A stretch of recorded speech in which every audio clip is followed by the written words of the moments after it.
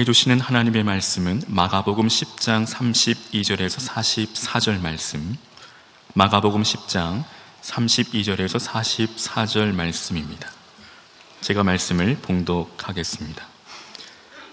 예루살렘으로 올라가는 길에 예수께서 그들 앞에 서서 가시는데 그들이 놀라고 따르는 자들은 두려워하더라.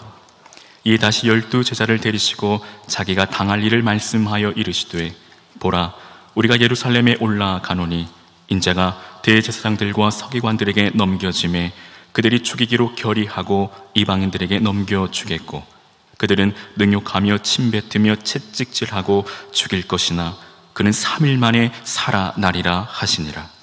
세베대의 아들 야고보와 요한이 주께 나와 여짜오되, 선생님이여, 무엇이든지 우리가 구하는 바를 우리에게 하여 주시기를 원하옵나이다. 이르시되, 너에게 무엇을 하여 주기를 원하느냐? 여짜오되, 주의 영광 중에서 우리를 하나는 주의 우편에 하나는 좌편에 앉게 하여 주옵소서. 예수께서 이르시되, 너희는 너희가 구하는 것을 알지 못하는도다. 내가 마시는 잔을 너희가 마실 수 있으며 내가 받는 세례를 너희가 받을 수 있느냐? 그들이 말하되, 할 수 있나이다. 예수께서 이르시되, 너희는 내가 마시는 잔을 마시며 내가 받는 세례를 받으려니와 내 좌우편에 앉는 것은 내가 줄 것이 아니라 누구를 위하여 준비되었든지 그들이 얻을 것이니라. 10 제자가 듣고 야고보와 요한을 대하여 화를 내거늘 예수께서 불러다가 이르시되, 이방인의 주권자들이 그들을 임으로 주관하고 그 고관들이 그들에게 권세를 부리는 줄을 너희가 알거니와 너희 중에는 그렇지 않을지니 너희 중에 누구든지 크고자 하는 자는 너희를 섬기는 자가 되고 너희 중에 누구든지 으뜸이 되고자 하는 자는 모든 사람의 종이 되어야 하리라. 아멘. 오늘이 길에서 시리즈 설교 마지막입니다. 한 6번 정도 설교할 수 있을 것 같아요. 4번에 이번에는 마무리를 합니다. 마가복음 8장에서 예수님은 길에서라는 말을 통해서 이동을 준비하셨고 실제로 이동을 하셨습니다. 어디로 가셨을까요? 예루살렘으로 가셨죠. 이제 오늘 그 이동에 관한 모든 총정리가 이루어져야 되는데, 사실은 예루살렘을 종교적인 중심지로서만 간 것이 아니고 거기에 골고다 십자가까지 구원의 길을 이루시기 위해서 예수님이 이동하신 겁니다.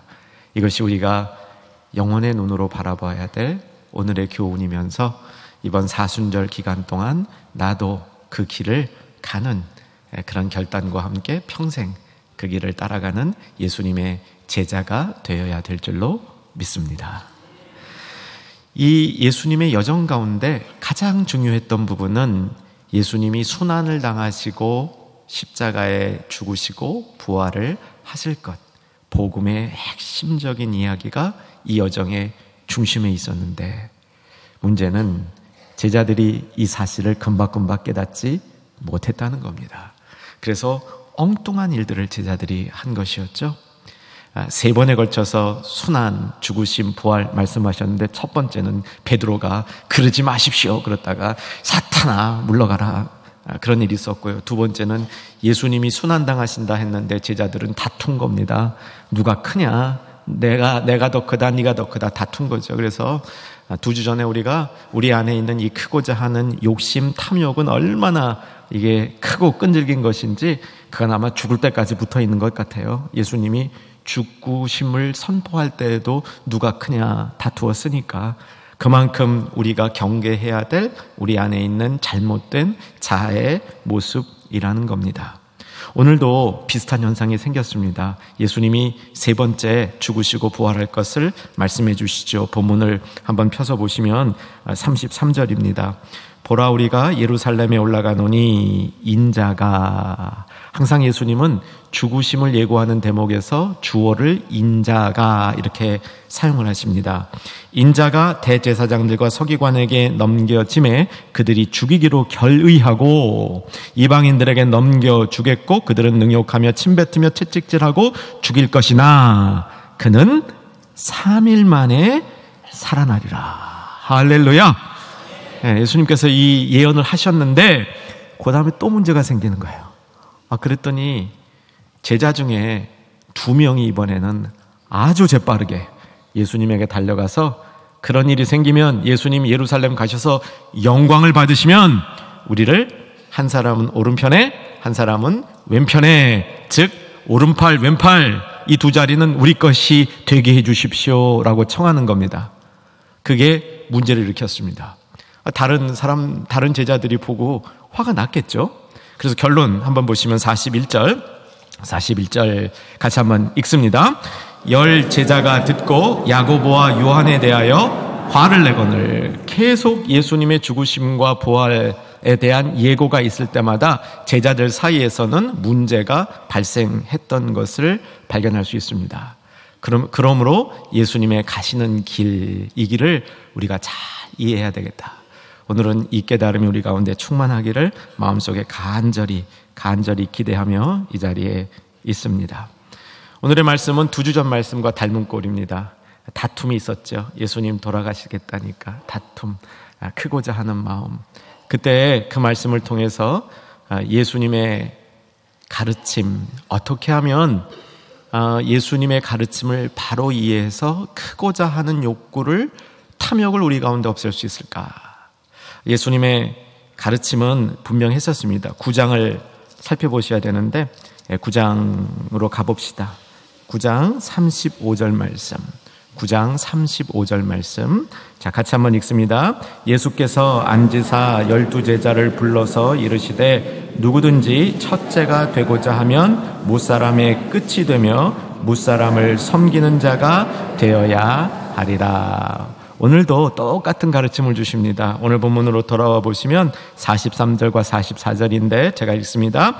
너희 중에 그렇지 아니할지니 너희 중에 누구든지 크고자 하는 자는 너희를 섬기는 자가 되고, 여러분, 너희 중에 누구든지 으뜸이 되고자 하는 자는 모든 사람의 종이 되어야 하리라. 지난주 말씀, 부자가 와서 예수님께 어떻게 하면 영생을 얻겠습니까? 예수님이 다 팔아 나누어주고 나를 따르라. 그 말씀 끝에도 예수님은 9장 31절에서 그러나 10장입니다. 그러나 먼저 된 자로서 나중되고 나중된 자로서 먼저 될 자가 많으니라. 이렇게 뒤집어진 길, 뒤집어진 삶의 방식을 정말 진정한 그리스도인들이 취해야 될 삶의 모습으로 선포해 주신 겁니다.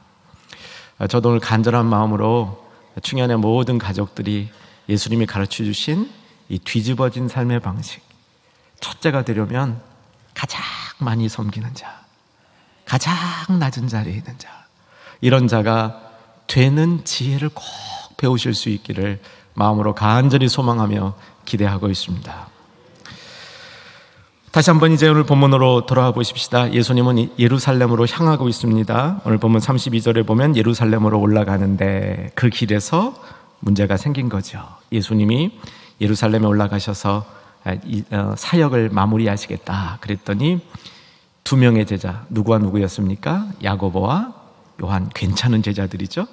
예수님의 12제자 가운데 세 그룹으로 나눈다면 3명씩 구분이 되는데 그 중에 제1그룹에 해당하는 제자죠. 베드로, 야고보, 요한, 하나 더 붙이면 안드레. 특별히 베드로와 야고보와 요한은 예수님이 많이 사랑하셔서 변화산에 올라갔을 때, 그리고 야이로의 딸 죽은 사람을 살릴 때, 그때 특별히 선택해서 이 셋을 데리고 갔습니다. 여러분, 야고보하고 요한이 예수님 예루살렘에 올라가서 영광 받으신다, 십자가 지신다 그랬을 때 얼른 뛰어나가가지고 우리 양편에 앉혀주세요.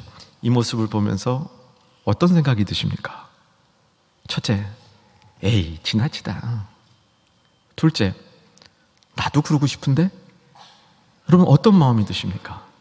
사실은 이 두 사람이 올라가서 예수님께 나가서 오른편 왼편의 자리를 달라 했던 것은 그렇게 잘못된 방법만은 아니었던 것 같습니다.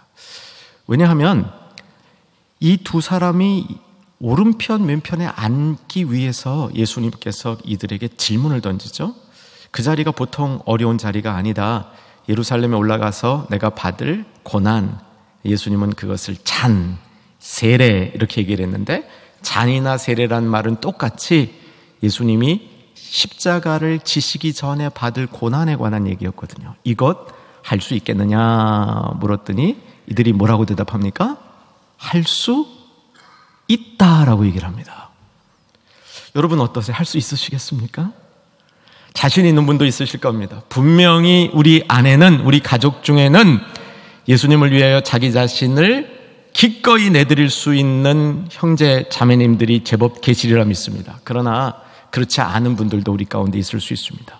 적어도 요한과 야고보는 아무 대가를 치르지 아니하고 좋은 자리만 탐하고 있었던 것은 아니라는 사실입니다. 마음속에 확실히 그런 준비가 되어 있었습니다. 예수님 위해서 내가 고난 받을 수 준비가 되어 있습니다. 그의 충성심은 정말 괜찮았던 것 같아요. 소위 말하면 오른팔 왼팔 이 자리에만 써주신다면 제가 모든 것 다 드릴 수 있겠습니다 라고 주님 앞에 말하고 있는 것 같습니다.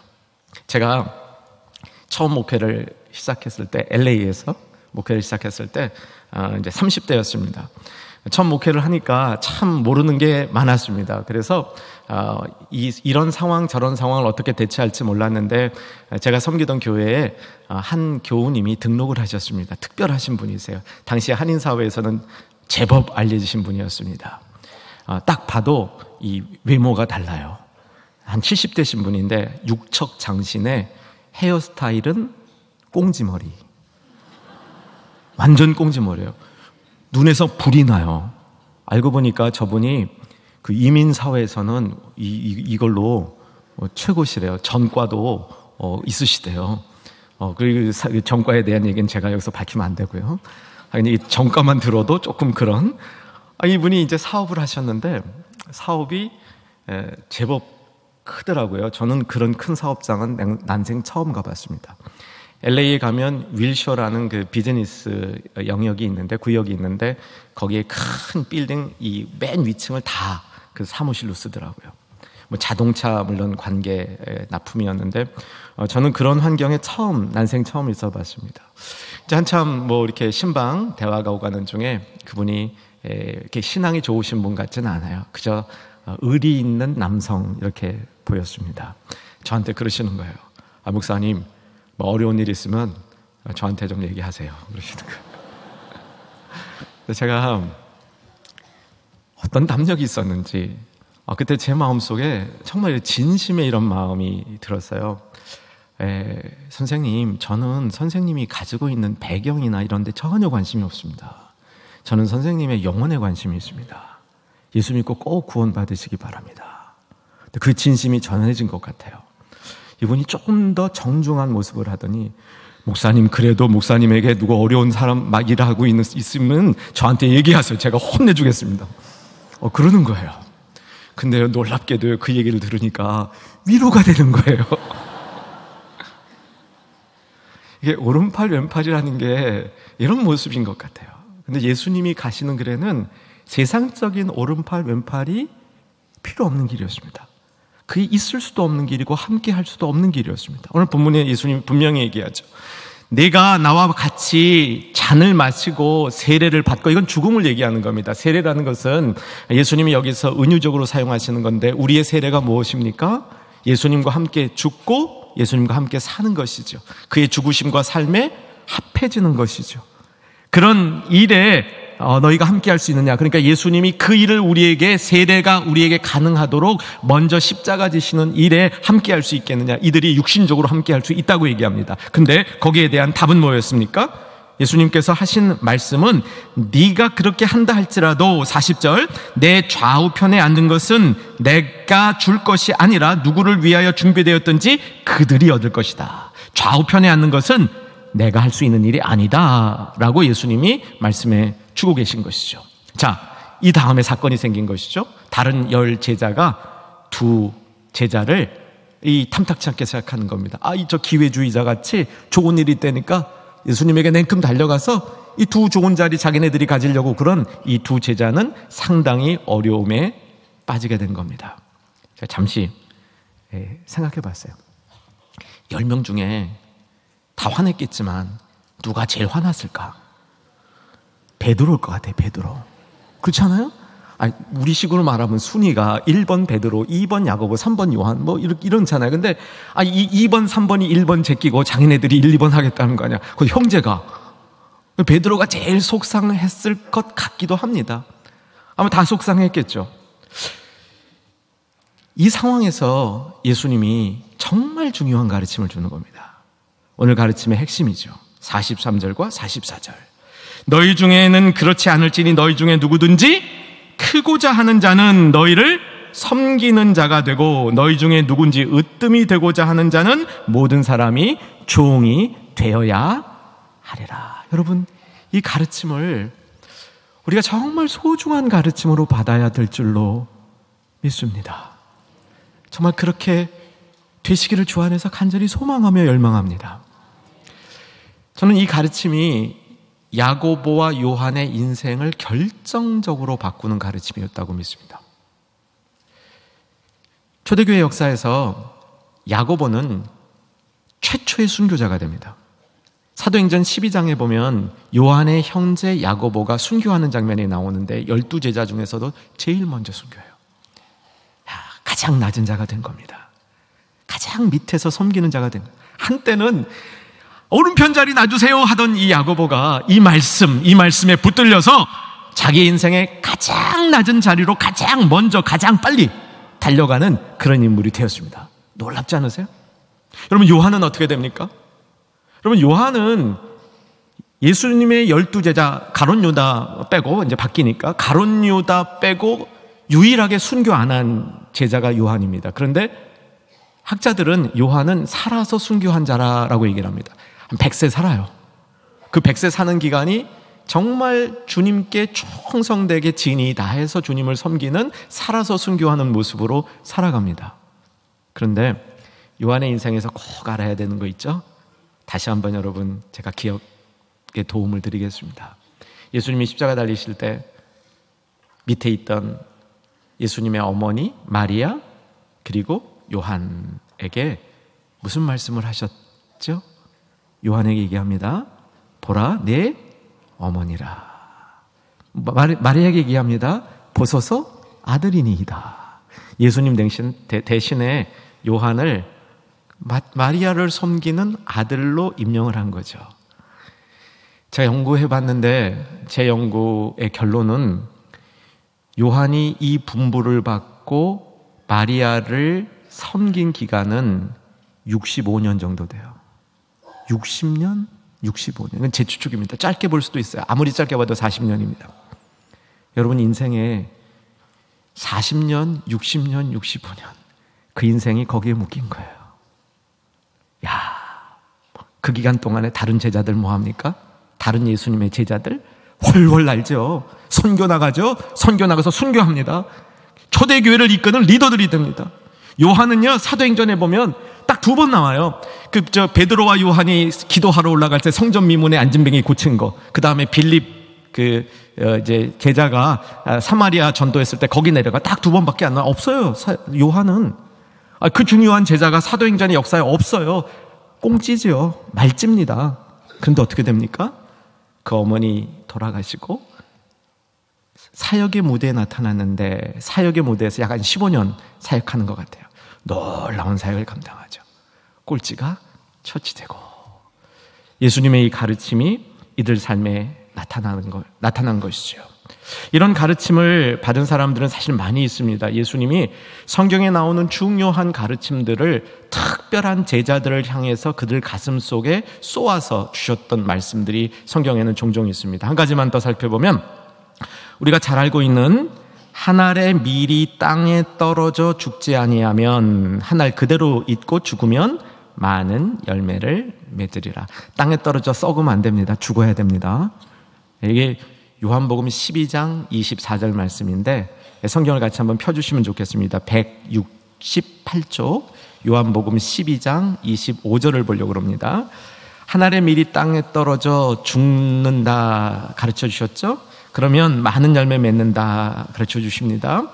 25절을 보면 제가 읽습니다. 자기 생명을 사랑하는 자는 잃어버릴 것이요 이 세상에서 자기 생명을 미워하는 자는 영생하도록 보전하리라. 또 뒤집어진 원리입니다. 첫째 마지막 되고 마지막이 처음 되는 거예요. 왜 우리가 낮아져서 끝까지 섬겨야 되는지, 그것이 중요한지를 가르쳐준 교훈입니다. 그런데 26절을 보시기 바랍니다. 같이 읽습니다.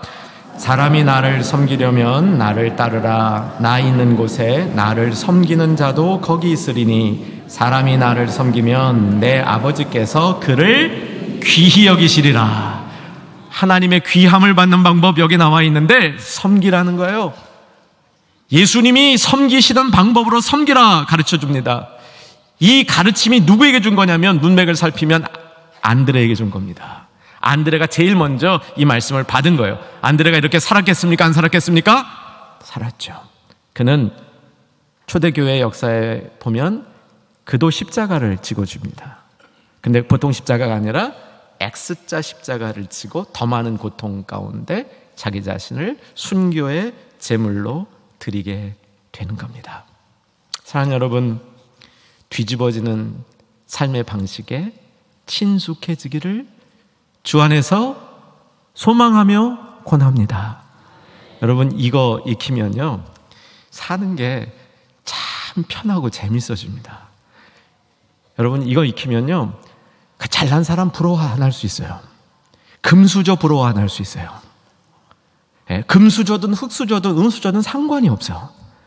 내가 해야 될 일은 남을 짓밟고 경쟁하고 앞서서 위에 올라가는 것이 아니라 섬기고 그 밑에 있어주고 함께 해주고 주님의 원리와 방식대로 있어주면, 주님이 뒤집어 버리면 그게 최고 된다는 거예요. 주님은 우리가 최고 되는 마음을 버리라고 하지 않았습니다. 그 마음을 갖되 세상 방식대로 하지 말라는 거예요. 세상 방식대로 하는 게 아니라 모든 사람을 섬기며 가장 많이 섬긴 순으로, 그 기준으로 인해서 등수가 매겨진다, 이렇게 말하는 거예요. 그러니까 세상 방식대로 살다가는 이게 뒤집어지면 탁한 거죠. 그래서 우리는 세상 방식을만 알 때에는 부러워하던 대상이 주님의 방식을 알게 될 때에는 가여운 대상으로 바뀔 수 있는 겁니다. 정말 우리가 돌보고 함께 해줘야 될, 부러워하고 경쟁해야 될 대상이 아니라 함께 해주고 돌보아줄 대상으로 바뀔 수 있다는 겁니다. 자, 오늘 여러분에게 또 한 가지 주님의 마음을 전달하고 싶은 것은, 무사람을 섬기어서 가장 많이 섬기는 자가 1등 된다 하는 이 뒤집어짐의 원리는 우리가 안 하면 주님이 강제 집행해버립니다. 저는 분명히 알려드렸습니다. 내가 안 하면 강제 집행해요. 이런 일들은 어떻게 해야 되냐면요, 외워서라도 해야 돼요. 외워서라도. 1만 달란트 빚진 자 외워서라도 우리가 그 마음 가져야 된다고 말씀드렸습니다. 똑같은 원리입니다. 무사람을 섬겨야 높은 자리, 정말 주님이 기뻐하는 그 자리에 있을 수 있다. 이것도 우리가 어려서부터 배워온 진리이지만 지금 이 시간에 더욱더 확실히 우리 삶을 붙드는 기준이 되기를 주의 이름으로 축원합니다. 예수님은 3번에 걸쳐서 예수님께서 순환당하실 것을 선포해 주셨습니다. 이것이 사순절 동안에 우리가 꼭 기해야 될 복음의 핵심입니다. 예수님은 순환을 당하시고 죽으시고 부활하셨다. 이 말씀은요, 언젠가 나눈 것처럼 에스겔 골짜기의 마른 뼈와 같은 말씀입니다. 그냥 들으면요, 뼈니까 실속은 있는데 밋밋해. 그럼 다 아시잖아요, 그죠? 예수님이 순환당하시고 예수님이 죽으시고 부활하셨다. 모르셨던 분 별로 없으시죠? 그런데 이 말씀이 정말 저와 여러분에게 마른 뼈 골짜기에 있었던 그 뼈들이 서로 연결되어지고 힘줄이 붙고 가죽이 덮이고 피부가 생기고 그 안에 살이 채워져서 마지막에 뭐요? 생기가 들어가는 말씀이 되어야 됩니다. 오늘 예수님이 순환당하시고 예수님이 죽으셨고 예수님이 부활하셨다는 이 말씀이 생기가 들어있는 말씀 되기를 주의 이름으로 축원합니다. 그래서 이 말씀이 내게 기억이 되어지고 이 말씀이 나에게 내 마음속에 살아 움직일 때 정말 예수의 생명이 내 안에서 다시 박동치는 그러한 경험, 그러한 역사를 우리가 경험하고 회복하는 것이 사순절, 고난주간, 부활주일에 주시는 주님의 축복인 줄로 믿습니다. 이 부분을 우리가 이루기 위해서 마가복음에 나오고 있는 이 가르침을 조금만 더 살펴볼 수 있기를 바랍니다. 3번 예수님은 순환당하시고 죽으시고 부활하실 것을 선포해 주셨는데 그 자리가 머릿속에 그 자리도 좀 넣어두세요. 빨리 찾을 수 있어야 되거든요. 이제 성경 찾으시면서 거기다 이제 마크도 해두었으면 좋겠어요. 마가복음 8장에서 한번 말씀하시고요, 9장에서 한번 말씀하시고요, 10장에서 말씀하시는데 마가복음 8장 31절, 9장 31절, 10장 33절 이거 외우기 어렵지 않아요. 다 30몇 대로 이렇게 다 연결이 되잖아요. 그죠? 자, 한번 핍시다. 우리 성경을. 마가복음 8장 31절 말씀, 마가복음 8장 31절 말씀 68쪽입니다. 자, 말씀 읽겠습니다. 인자가 많은 고난을 받고 장로들과 대제사장들과 서기관들에게 버림받아 죽임을 당하고 사흘 만에 살아나야 될 것을 비로소 그들에게 가르치시되. 자, 이 말씀 31절을 동그라미 쳐두시고 단어 하나에 동그라미 쳐주실 것은 버림받아요. 예수님이 이 고난당하신 것을 버림받았다 이렇게 강조하고 있습니다. 9장 31절로 가보시면 9장 31절 같이 읽겠습니다.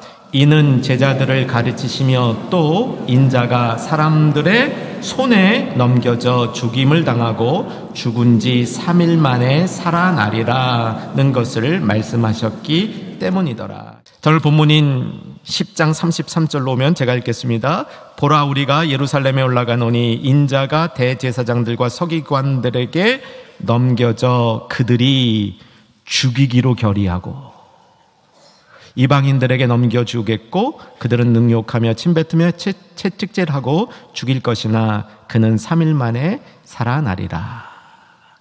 저는 예수님이 우리를 위해 하신 일을 좀 더 자세히 기억하면서 버림받으셨고 손에 넘겨지셨고 그들이 결의하여 죽였다, 이 부분에 좀 더 많은 관심을 두려고 합니다. 특별히 첫 번째, 버림받았다는 말입니다. 사랑하는 여러분, 예수님의 죽으심을 버림받아요 이렇게 예수님 자신이 정의했습니다. 버림받는다는 것은 참 아픈 감정이죠.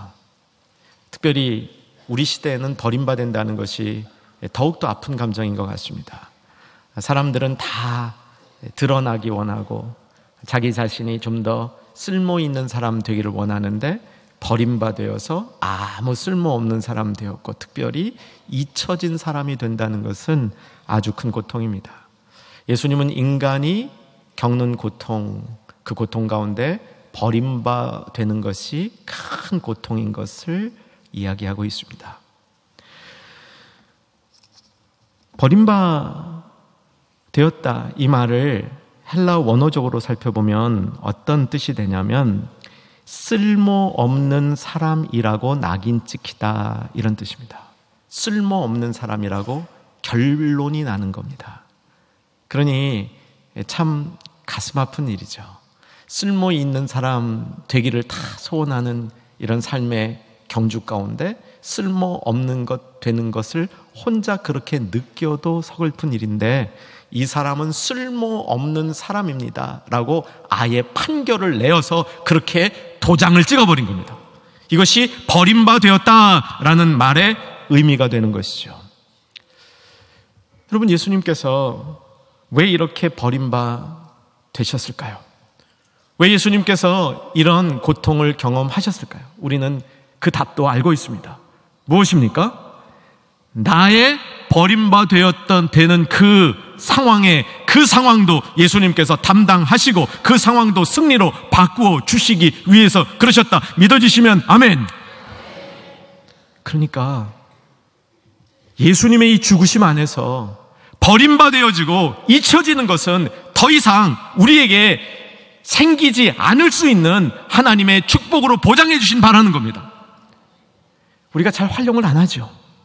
여전히 우리는 버림받은 것 같고, 나는 쓸모없는 것 같고, 나는 잊혀진 사람이 되어져 가는 것 같고, 우리는 그런 두려움과 그런 삶의 경험을 예수님께서는 십자가를 지시면서 우리에게 선물로 다 주셨는데 우리가 활용하지 못하고 지내는 경우가 참 많이 있는 겁니다. 여기서 우리는 오늘 본문이 가르쳐주는 어떻게 하면 하나님 우편에서 다스리는 자가 될 것이냐, 다시 오늘 본문으로 돌아와 봅니다. 야고보와 요한이 예수님께 가서 예루살렘에서 영광 받으시면 우리를 한 사람은 우편에 한 사람은 좌편에 세워달라고 그랬잖아요. 예수님이 그건 내가 정할 거 아니다 그러셨잖아요. 그럼 이 부분에 대해서 어떻게 묵상을 하십니까? 저는 이렇게 묵상합니다. 예수님께서 답을 안 가르쳐 주신 게 아니에요. 가르쳐 주셨어요. 좌편 우편에 쓸 수 있는 사람이 누군지 가르쳐 주신 거예요. 아직도 답이 안 나오세요? 가르쳐 주셨어요. 누가 쓰는 겁니까? 섬기는 사람은 다 쓰는 겁니다. 여러분, 하늘나라 가면 누구든지 왕노릇 한다는 말 들으셨죠? 다 아시죠? 모르시는 분 그렇게 아시면 됩니다. 하늘나라 가면 왕노릇 한대요. 근데 이 얘기를 해도 별로 기뻐하는 분이 없어요. 왜냐하면 다 왕노릇 하면 왕노릇이 재미없을 것 같거든요. 왕이라는 게 혼자 왕되고 신하가 많아야 재미있는 건데 죄다 왕되면 무슨 재미가 있겠어요. 그래서 하늘나라 가서 왕노릇 한다는 걸 보고 감격하는 분을 제가 많이 못 봤어요. 원리가 이런 거예요. 섬기는, 무사람을 섬기는 사람 다 하늘나라에 가면요 다 섬기는 자들이에요. 그러니까 다 왕노릇하는 겁니다. 깨달으신 분에게 특별한 은혜가 임할 줄로 믿습니다. 이게 원리예요. 이게 원리. 하나님 우편에 하나님 좌편에 누가 앉을 거 내가 모른다 그러셨는데 저의 묵상은 누구나 다 앉는 거예요. 야고보나 요한만 앉는 게 아니라는 거예요. 하나님을 섬기는 자, 사람을 섬기는 자, 가장 낮은 자리에서 섬기는 것을 삶의 우선순위로 두고 살아가는 자, 그 자를 하나님이 뒤집었을 때 그 자들이 왕노릇하는 거예요. 어떻게 왕노릇? 종이 되어서, 섬기는 자가 되어서. 이것이 하나님 나라 천국이라고 얘기해 주는 겁니다. 사랑하는 여러분, 나이가 들어서 세상에서 내가 할 수 있는 일이 적어질 때 할 수 있는 일이 여전히 있다는 겁니다. 뭡니까? 섬기는 일. 몸이 더 이상 섬길 수 없을 때, 있을 수 없게 됐을 때 어떻게 하면 됩니까? 기도로 섬기는 일. 끝까지 기도로 섬기는 일. 여러분, 이 기도로 섬기는 사람을요 아무도 무시 못해요. 존경합니다. 존중합니다. 이것이 하나님 나라의 원리인 것이죠. 버림받아요. 이 모든 것이 가능한 것이 예수님이 버림받으셨기 때문에 세상에 버림받아진 모든 분들이 예수님 안에서 쓰임받고 예수님을 따르는 그 길이 열려있게 되어진다는 것입니다. 자, 두 번째, 손에 넘겨졌습니다. 손에 넘겨졌다는 말은 정리하면 그런 겁니다. 철저히 무능해졌다는 거예요. 철저히 다른 사람이 자신의 운명을 결정할 수 있도록 맡겨졌다는 겁니다. 아무도 보호해주지 않는다는 겁니다. 여러분, 이 세상에서는요 그래도 누군가 보호해줍니다. 내가 잘못한 거 했을 때 법도 보호해주고요, 경찰도 보호해주고요, 이웃도 보호해주고 가족도 보호해줄 수 있는 그런 여지가 있습니다. 손에 넘겨졌다는 것은 그 누구도 아무도 예수님을 보호해줄 수 없는 위치에 갔다는 거예요. 왜 가셨다고요? 우리가 그럴 때, 우리가 그런 상태에 있을 때 그런 우리를 도울 수 있으시기 위해서 그 자리에 먼저 가신 겁니다. 예수님이 불법한 자들의 손에 넘겨지셨기 때문에 그 강력한 손으로 우리를 붙잡아 지키시고 도우시는 겁니다. 시편 37편 24절에 그가 넘어지나 아주 엎드러지지 아니함은 여호와께서 그의 손으로 붙드심이라 라고 말씀하십니다. 시편은 예수님 이전의 사건이지만 예수님 이후에 있을 축복을 담고 있다고 볼 수 있을 것 같습니다. 우리가 넘어지나 완전히 엎드러지지 않으면 그의 오른손이 우리의 결정적인 것을 보호하고 있다. 어떻게 가능해졌다고요? 예수님이 십자가 지실 때 나쁜 사람들 손에, 대적자들의 손에 완전히 자신을 드렸기 때문에 이제 하나님의 권능의 손으로 하나님의 사람을 붙들어 주실 수 있다는 겁니다. 말씀을 정리합니다. 이번엔 다루지 않았지만 2년 전쯤 제가 충현교회 강단 금요 찬양 집회 시간에 바디메오에 관한 말씀을 나눈 적이 있습니다. 오늘 사건 뒤에 바디메오 이야기가 나오면서 길에서의 사건은, 길에서의 이야기들은 마무리됩니다. 한번 다시 성경을 폈으면 좋겠는데, 바디메오 이야기 다음 장으로 가봅니다. 10장 51절부터 51절, 52절을 보려고 합니다. 바디메오 이야기는 아시죠? 국어를 하던 소경이었습니다. 예수님을 만나서 예수님에게 막 부르짖습니다. 예수님이 그를 부르죠. 바디메오에게 묻습니다. 내가 너에게 무엇 해주기를 원하느냐? 바디메오가 답하죠. 51절, 주께서 말씀하여 이르시되 내가 무엇 해주기를 원하느냐? 맹인이 이르되 선생님이여 보기를 원하나이다. 요 말씀은 사실은 오늘 본문에 나오는 야고보와 요한이 한 얘기와 연결되어져야 됩니다. 10장 본문으로 돌아와 보시면 36절에서 야고보와 요한에게 예수님이 똑같이 질문하세요.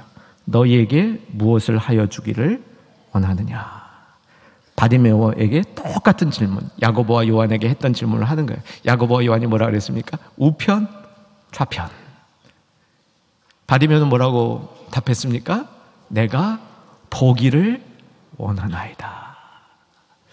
내가 보기를 원하나이다는 아주 간단한 질문 요청 같습니다. 소경이 보기를 원하나이다. 그런데 예수님이 그 마음에 진심 중에 있는 그 모습까지 다 보신 겁니다. 그래서 예수님은 바디메오의 눈만 보게 해준 게 아니라 뭐를 보게 해줬다고요? 그의 영혼의 눈도 보게 해주셨다는 겁니다. 2년 전 말씀이에요. 영혼의 눈도 보게 해줬다.